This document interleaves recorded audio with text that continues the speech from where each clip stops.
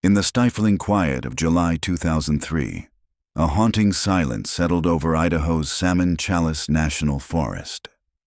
3 young boys, Caleb, Mason, and Elijah, vanished overnight from Granite Creek Camp.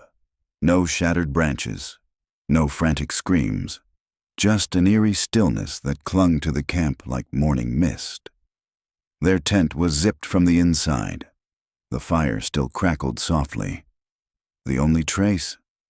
A melted flashlight and a strange drawing etched into a tree. 4 stick figures. But only 3 boys were ever at that campsite. 20 years passed like a breath held too long. Then, in 2023, a hiker named Ethan Cordell stumbled upon something that would crack the silence wide open. Deep within a forgotten pocket of the forest, inside a rusted bear cache swallowed by underbrush and scorched remnants of fire, he discovered an old hunting knife. Its wooden handle bore the initials E.H. And beneath that, scratched in jagged strokes, 2005, still here, Elijah Hartman, one of the missing boys.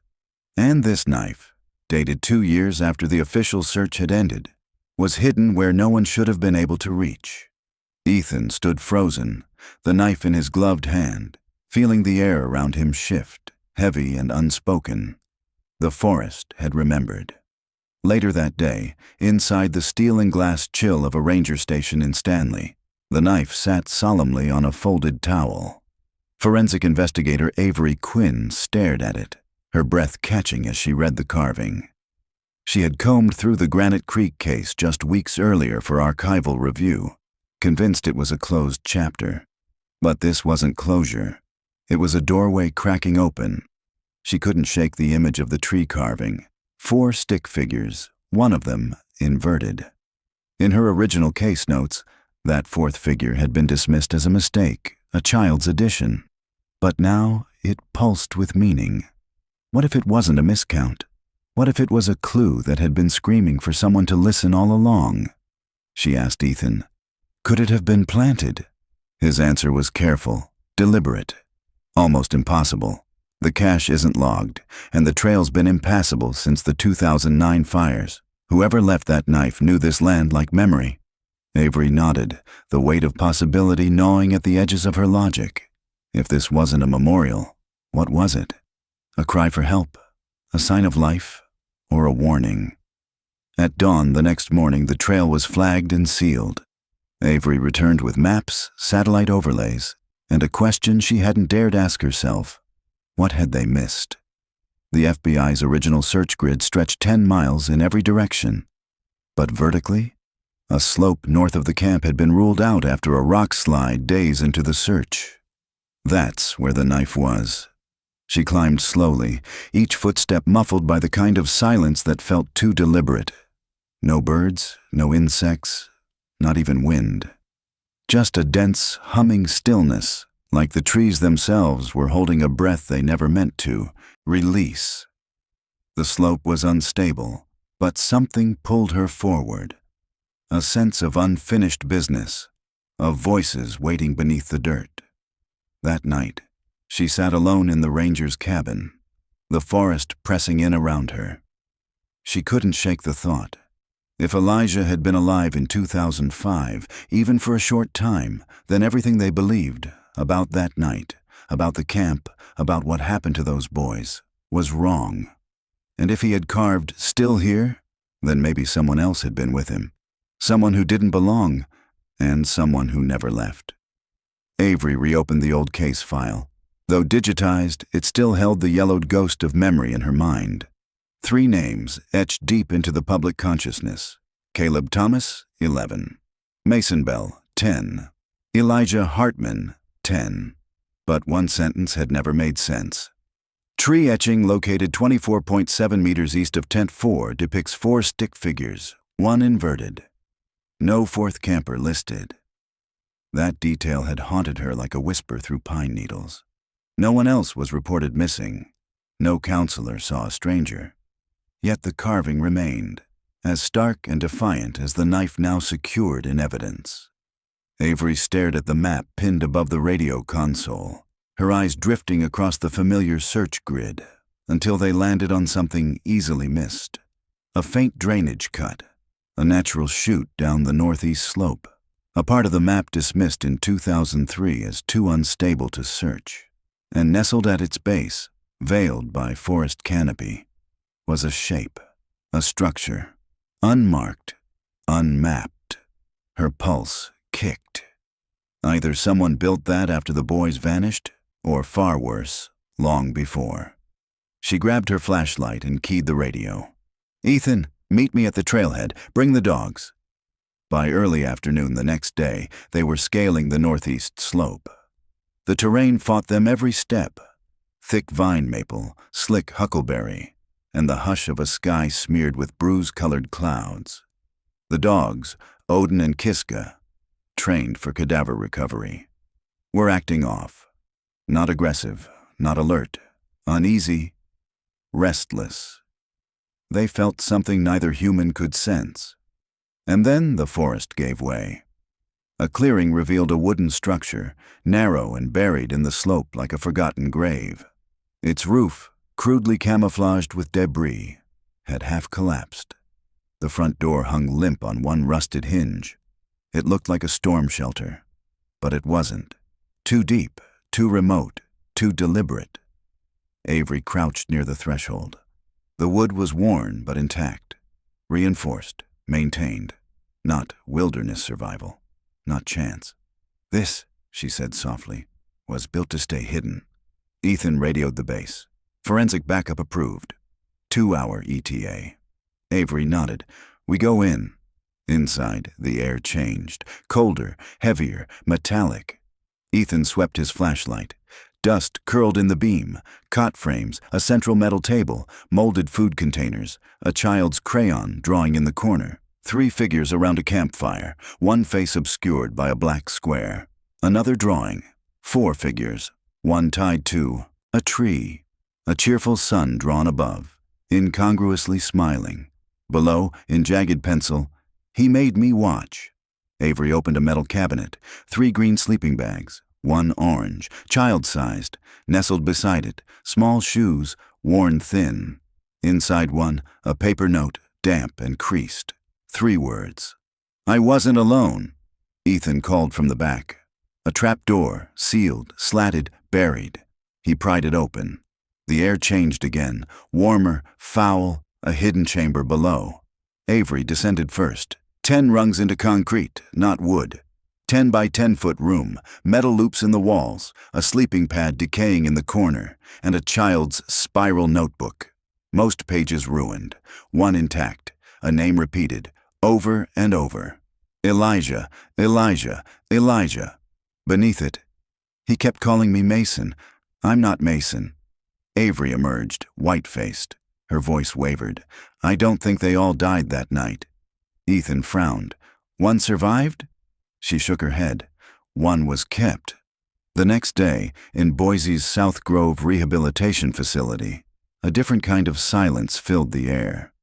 Lemon disinfectant, polished linoleum, and a woman lost in time. Andrea Shipley, once 25, now 61, sat by the window, her hands folded neatly.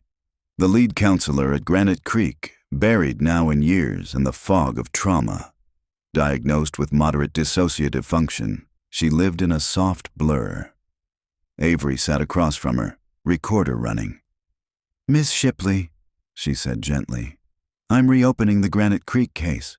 We found something near the old site." Andrea didn't flinch, didn't blink, but her hands trembled ever so slightly. The memory wasn't gone. It had just been waiting. Avery's voice was steady, but her words carried weight. "I'd like to ask you a few questions about that night." Andrea didn't reply. Her fingers twitched once, and her eyes slowly rose to meet Avery's, like she was rising from beneath a frozen lake, memories clinging to her skin like ice. Avery tried again. "I want to understand what really happened. There were 3 boys in tent 4, but the drawing we found had 4. Andrea's lips parted. A whisper, so faint it barely stirred the air. "There were 4. Avery leaned forward. What do you mean? But Andrea turned toward the window, eyes unfocused, drawn to something deep in the trees outside. Not a bird, not the wind. Something older, something she'd buried for 20 years. July 10th, 2003, 10:46 p.m., Granite Creek Camp. Andrea zipped up tent 6 and marked it off her clipboard. Just 2 tents left. The campfire had dwindled to embers, casting a soft red glow. She made a mental note to stir it out properly before lights out. When she reached tent 4, she heard them, whispering, giggling. Someone shushed. "Elijah, Mason, Caleb," she called gently. "Yeah," came the muffled replies. "Flashlight off, sleep time." She crouched, unzipped the flap an inch, and peeked inside. All 3 boys were in their sleeping bags. The flashlight clicked upward, briefly catching Elijah's face, wide-eyed and awake. Mason was dozing. Caleb gave a lazy thumbs up. Nothing unusual. But as Andrea turned to leave, something shifted. A chill, a presence. She paused near a pine tree at the edge of camp, the same tree where the stick figure carving would be found. She felt eyes, watching. When she turned, the clearing was still. But that feeling didn't leave her. Present day, September 5th, 2023. Andrea's breath had changed. Short, shallow. Avery reached into her satchel and placed a photo on Andrea's lap. A close-up of the knife handle. Elijah's name visible. The date, 2005. Andrea stared at it. Then her hands began to tremble. Her voice cracked. "Where did you find that?" "In a bear cache, 3 miles northeast of the original site." Andrea's eyes shut. Tears slipped silently down her face. "Did you ever see someone else near the camp?" Avery asked. "There was a boy," Andrea whispered. "He wasn't on the roster. I saw him the morning before they vanished, standing at the edge of the woods. I thought he belonged to another camp, but there was no other camp." Avery's heart jumped. "Did you tell anyone?" "I asked around. No one else saw him. I convinced myself I imagined it. I was tired. Maybe I miscounted." "Can you describe him?" "Dark hair, maybe 9, dirty clothes. He didn't look scared, just watching." Avery scribbled notes. "And that night, Elijah asked me something odd," Andrea continued. "He said, 'Is it okay if he stays in our tent too?' I laughed. Thought it was a game, thought they made up an imaginary friend." She turned toward Avery, haunted. "But now, I think they let him in." That evening, back in her hotel, Avery listened to Andrea's recording on a loop. "Is it okay if he stays in our tent too?" If there had been a 4th boy, it made everything make sense. The stick figure, the zipped tent, the missing footprints. But it asked a deeper question. Who was he? And why had Elijah carved "I'm not Mason" into a notebook 2 years later? She stared at the composite sketch of an unidentified hiker seen in 2006. A man, 20 years old. Dirty blonde hair, lean, deep-set eyes. Claimed he was tracking deer, but had no rifle. Something off. No name given. September 7th, 2023. Northeast slope. The rain hadn't stopped in 16 hours. The trail was a slurry of mud and runoff. The forensic team climbed cautiously, tethered by harnesses to avoid sliding into the ravine. But Avery was done with hesitation. She wasn't chasing myths. She was chasing facts. The knife, the drawings, the sleeping bag, the notebook, the zippered tent. All clues pointing to a narrative carefully obscured by time and trauma. This wasn't just about missing boys. It was about erasure. Ethan met her by the trap door. 2 techs knelt nearby with radar equipment. "We've got something," he said. "Metal, 2 feet below the chamber floor. Rectangular, hollow." Avery knew what that meant. A box. The dogs were pacing again. Odin whined. Kiska clawed toward the hatch, restless. Ethan handed Avery gloves and a mask. "We break it open together." They descended into the shelter. The air was thick with mildew and rot. The floor had been breached. The techs worked in tense silence, digging and brushing until steel gleamed beneath the dirt. It was the size of a milk crate. No hinges, no lock, just rusted bolts. Avery pried them loose, one by one. The lid lifted with a metallic groan. The smell hit first. Copper, plastic, age. Inside, a Polaroid camera, a stack of photographs in a Ziploc, a navy blue child's hoodie, size small, a retainer case, and something wrapped in wax paper. Avery unfolded it. A child's tooth, cracked at the root. She stood frozen. Ethan stood behind her, silent. The moment stretched, unbearable. "Bag everything," she whispered. "Get it to the lab." That night, at the mobile field station, the photographs were scanned. Most were out of focus, dimensois. But one image stood out. A boy, no older than 10, sitting against the chamber wall, dark hair, bare feet. His eyes stared blankly into the lens. A bruise encircled his wrist. He was exhausted, broken, but unmistakably real. The boy no one saw. The boy who was never supposed to exist. Among the photographs recovered from the chamber, one stood out. 2 boys lay side by side, wrapped in matching blankets. One had a bandage under his chin, likely Mason. But it was the final photo that chilled Avery. The shelter was empty, stripped of all presence. But on the wall, scrawled in red marker, were 3 names: Elijah, Mason, and beneath them, violently crossed out, Caleb. "Why would someone cross out Caleb?" Ethan asked, voice low. Avery studied the image. "It's not vandalism," she murmured. "It's a record. Someone was keeping track. This wasn't a holding site. It was a lab, a place for erasing and rewriting." Ethan stepped back, piecing it together. "Like conditioning?" Avery nodded. "Exactly.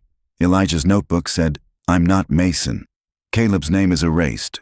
It wasn't 4 kids. It was 3 boys and someone trying to turn them into one." That night, back at the ranger cabin, Avery called the lab. She stood at the open window, the chill grounding her as the technician came on the line. "Quinn, we tested the tooth," he said. "It's Elijah's, but it wasn't pulled. It fell out naturally. Estimated age, 11. Avery's breath hitched. So, he was alive for at least a year after the disappearance. The next morning, the dogs found another lead. A shallow depression beneath a tree root system. The dig revealed a small jacket, and inside it, a broken ID badge. Caleb Thomas. Torn clean down the middle, like someone had severed the identity itself. Avery whispered. "They didn't just erase him. They replaced him." Days later, a tip came through. Yellow pine. An elderly woman. May.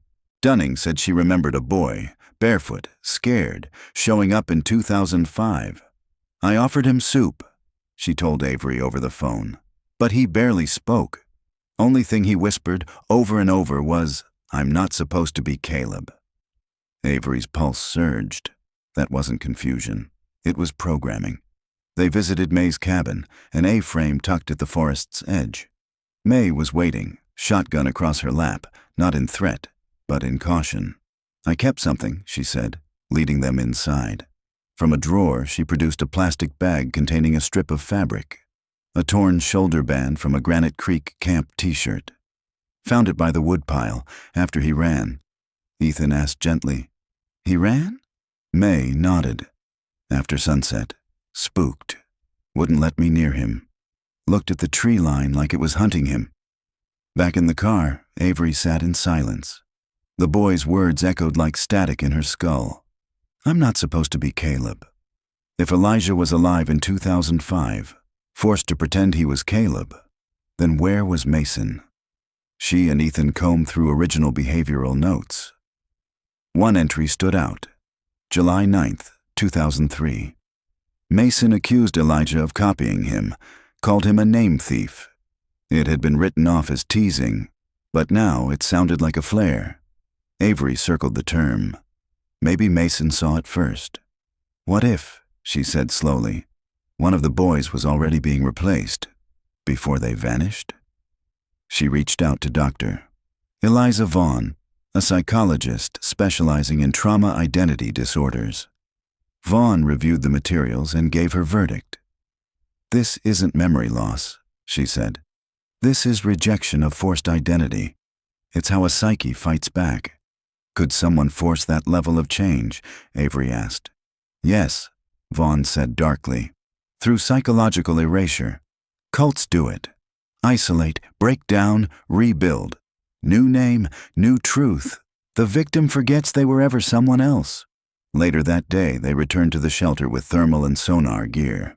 What they uncovered beneath the concrete floor shocked everyone. A hidden cavity, 8 by 10 feet. Inside, a crate.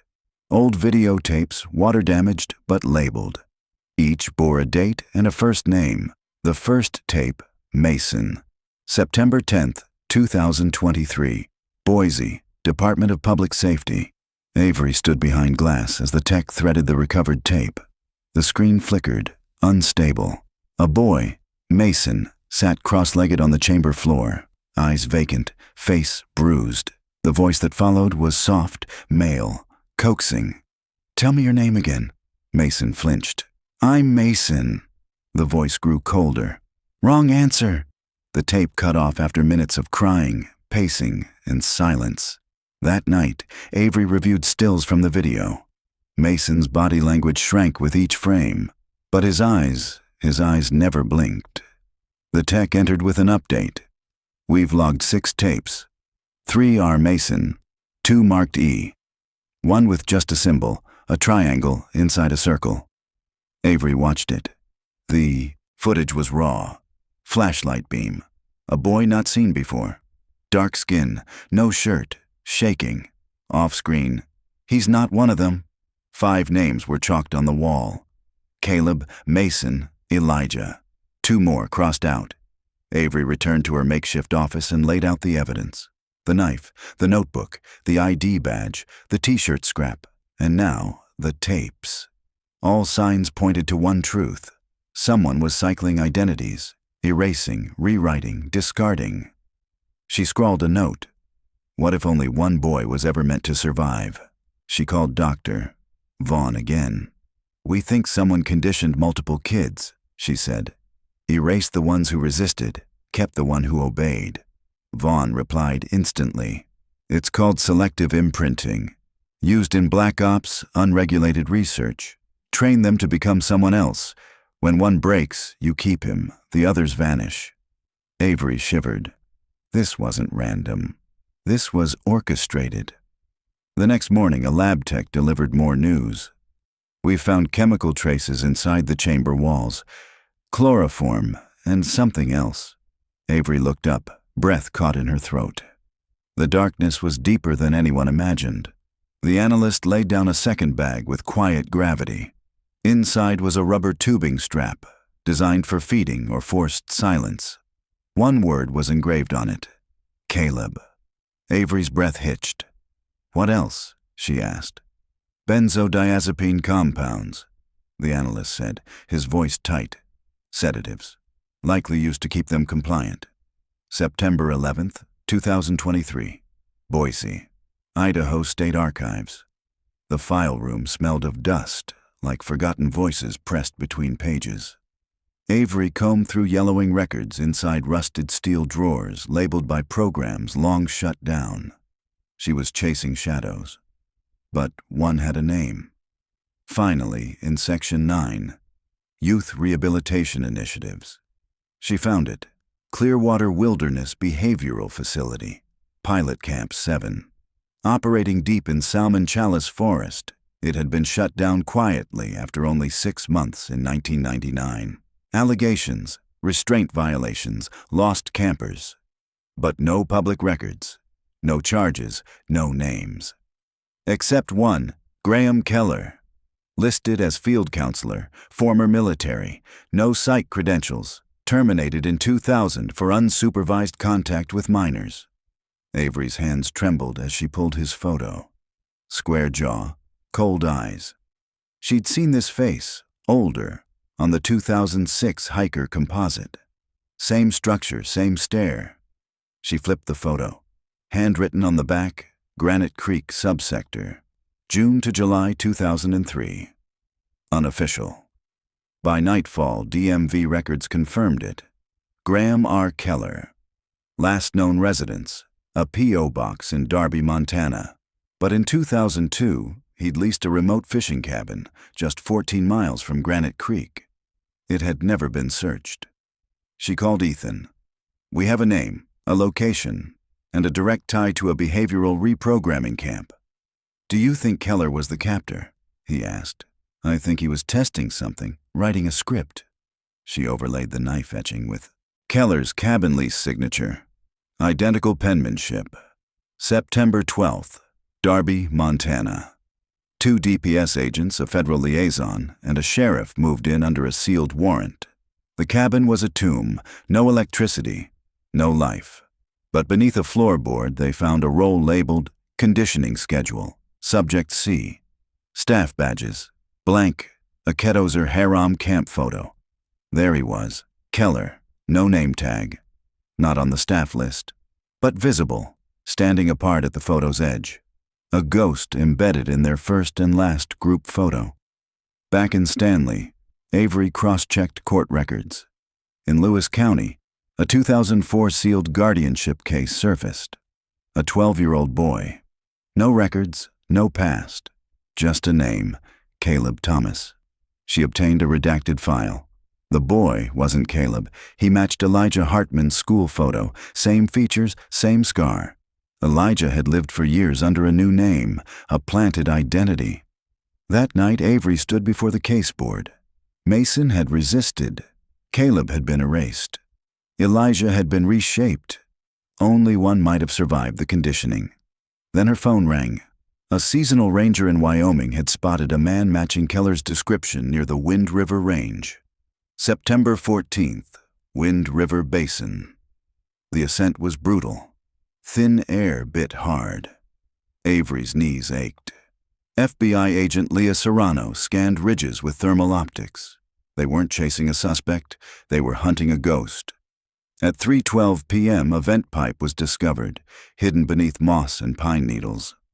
Ethan opened it. The air was wrong, recycled, stale, underground. They uncovered a hatch, spray painted on the inside. S2A. Shelter 2. Keller wasn't there, but someone had been. This shelter was newer, cleaner, operational, 1 cot, 1 mirror, bolted to the floor. Child-sized fingerprints across the glass, flashcards scattered beneath. "My name is..."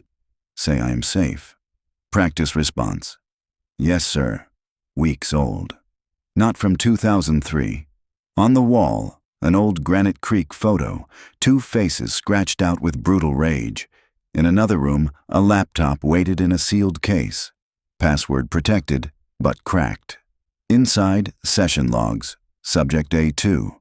March 15th. Subject failed. No response to name. March 22nd. Eye contact withheld. Response neutral. September 4th. Subject responsive. Transition phase initiated. Readiness 63%. Avery's skin prickled. Someone was still being groomed, rewritten, repackaged. She looked again at the scratched faces. Was A2 one of them, or the next in line? Back at the command post, the FBI uploaded the logs. Serrano's voice was grave. "This isn't an incident. This is a sequence." Avery nodded. Keller wasn't in hiding. He was building. That night, they found a trail camera outside the hatch. The final clip was only 4 nights old. Night vision. Grainy. The figure walking past the lens was tall, slow, familiar. Keller, but trailing behind him, just visible, was a smaller figure. A child. And then the footage cut to black. September 10th, 11:41 p.m. A figure stood at the forest's edge, face obscured by a hood, tall, lean, moving with a predator's stillness. A rifle bag slung across his chest. But it wasn't Keller. Younger, late 20s maybe. The way he moved, precise, feral. Not guarding the shelter, just watching. And just before the trail cam footage cut out, he turned to the lens. Eyes caught the infrared flash. He raised a finger to his lips. Shh. The screen went black. Avery and Serrano stared at the frame. Not Keller, Serrano said. Too young. Avery's stomach sank. If Keller trained him, then we're not just chasing a monster. We're chasing his disciple. By morning, the dogs had picked up fresh boot prints heading deeper northwest. Military tread. Keller's methods hadn't died. They had evolved. September 15th, Wind River Range, abandoned firewatch station. The tower stood like a skeletal god above the tree line. Decommissioned, forgotten, but not unused. Drag marks on the stairs, boot prints irregular, heavy. At the base of the steps, half buried in soil, a child's sneaker, small, blue, Velcro torn. Inside, scrawled in faded marker, M. Lang, 2023. Avery's breath caught. This isn't history anymore, she said. This is happening now. They climbed the tower. It was bare, except for a makeshift pallet, some crayons, a water jug, and a spiral notebook.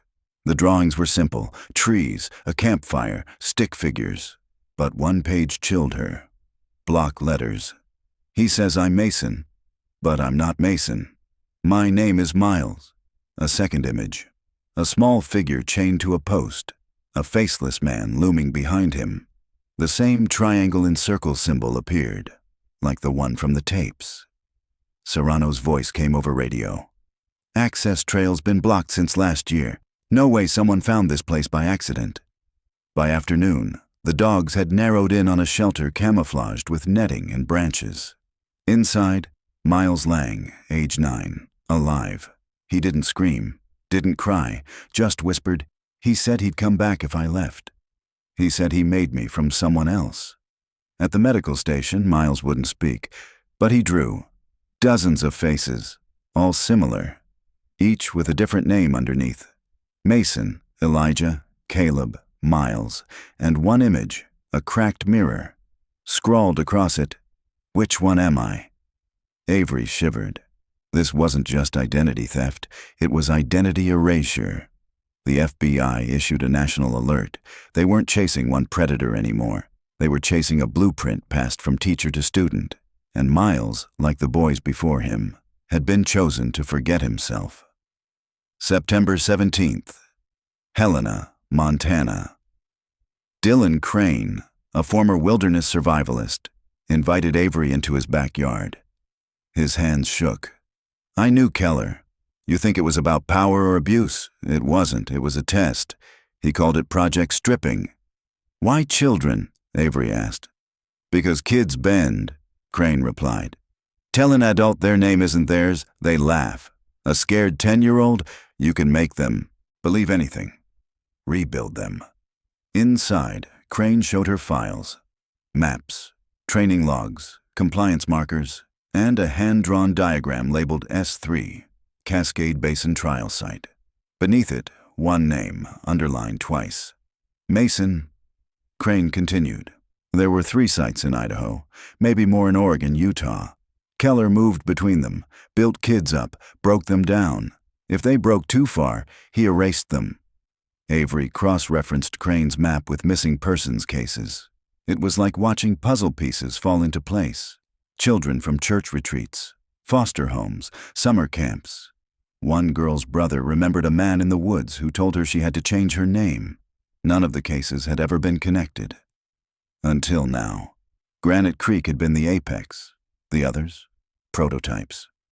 That night, Serrano called. More decrypted files from Shelter 2. 12 children, 10 years, 3 confirmed dead, 5 still missing, 4 reassigned, living under names that were never theirs. A blurry still from S3. A new face, another child. Timestamp, 5 days ago. The operation hadn't ended. It had metastasized. September 19th, Deschutes National Forest, Sector D5. Just after dawn, a thermal scan flagged something beneath the trees, a rust-red shipping container buried under camouflage. Inside, insulation, LEDs, a cot, a mirror, shattered, deliberately. Nearby, a duffel bag. Inside, children's books with names scratched out, a forged Granite Creek badge, and a flashcard. Respond with, "Yes, I am Caleb." Avery gripped it. This was the transition phase. They found tapes, 9 total, 1 marked Subject C, finalization. The footage, a boy 10, stands before the mirror. "My name is Caleb. My parents are dead. He saved me. He gave me a name." Off screen. Say it like you believe it. It was dated 2005. The real Caleb had lived, but he'd been forced to become someone else. A cadaver dog alerted near the clearing. They unearthed a child-sized skeleton. It wasn't Caleb. It was the one who failed to replace him. Now they were hunting a boy who had been erased and rebuilt. September 23rd. Fort Collins, Colorado. They found him. A man working private security. Clean record. Name, Evan Miles. But a scar beneath the eye confirmed it. Caleb Anders. He didn't recognize Avery. But when she handed him the mirror flashcard, his eyes flickered. "I don't know what that is." "You don't have to know," Avery said. "But you were taken, rewritten." He was silent until they showed the tapes. He didn't speak until the last one. Whispered, "I remember Mason." That same night in southern Wyoming, they apprehended Keller's disciple. No resistance. Just a whisper to the body cam. "I was just continuing the lesson." His DNA matched a child lost in Utah in 2007. Another vanished, another reprogrammed. Later, Caleb sat with Avery. In his hands, a crayon drawing from Miles. 4 stick figures, a fire. The words, "I missed them." "Was I the lucky one?" he asked. Avery had no answer, because there wasn't one. 6 weeks later, the FBI confirmed the dismantling of a covert child reprogramming network.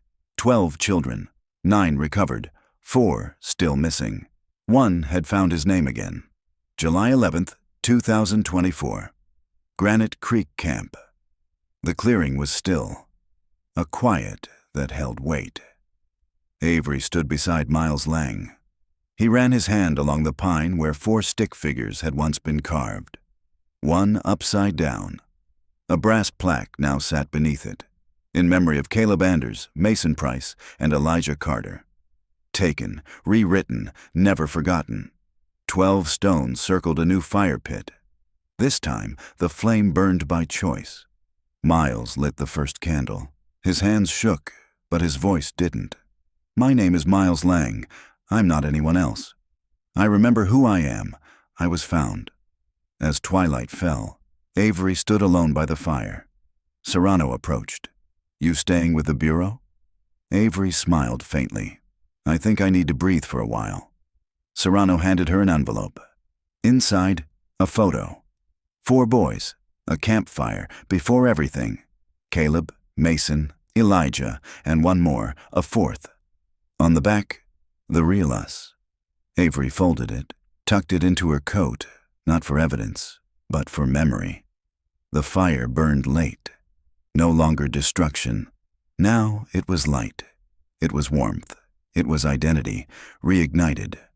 Because even after the silence, even after a name is stolen, the fire remembers, and it keeps them warm.